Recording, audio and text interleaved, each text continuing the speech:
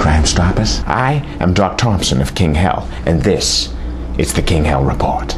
Crime Stoppers, allow me today to talk to you about a subject that's very near and dear to my heart. Celebrity vagina.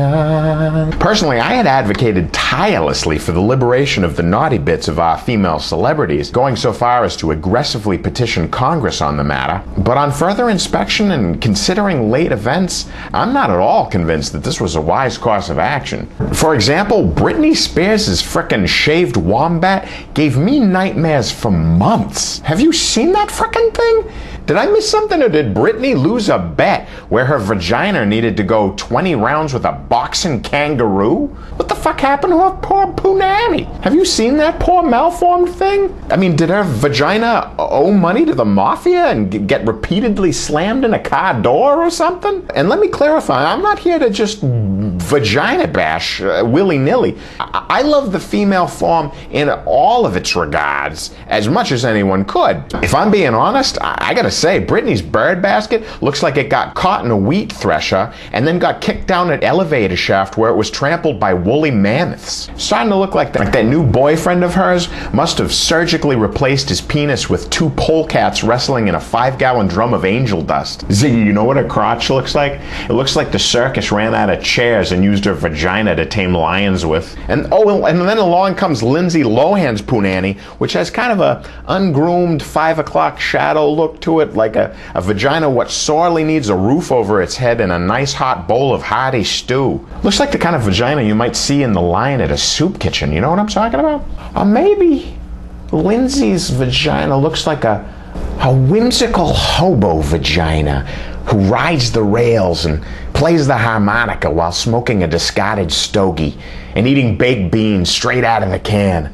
A vagina named Boxcar Bill who regales his friends with stories of lost loves and a life lived without constraints. The true vaginal freedom of a rail-riding punani who takes guff from no man.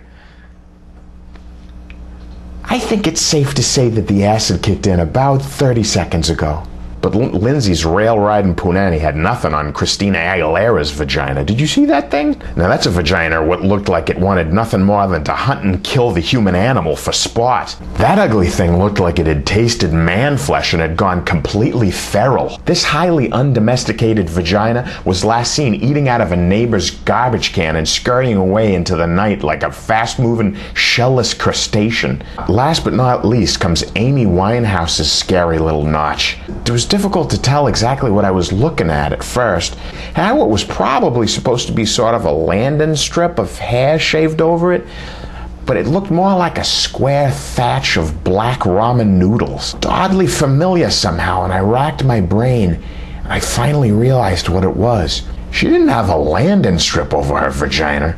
Amy Winehouse had Hitler's mustache over her vagina. And any ladies out there listening, please take careful note.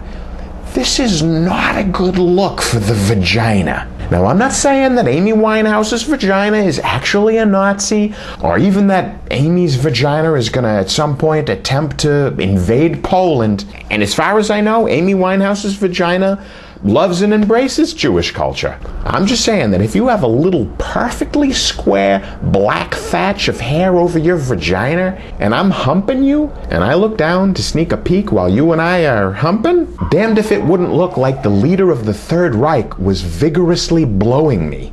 And Crime Stoppers, spending your entire life trying to erase the image of Mr. Adolf Hitler vigorously sucking your cock is a really good way to fuck up your sex life for all of eternity. Crime Stoppers, don't be retarded. First of all, eat your frickin' vegetables, would ya? Second of all, do not shave Hitler's mustache over your beaver. Thirdly, listen to King Hell. Later, Crime Stoppers. Ha ha!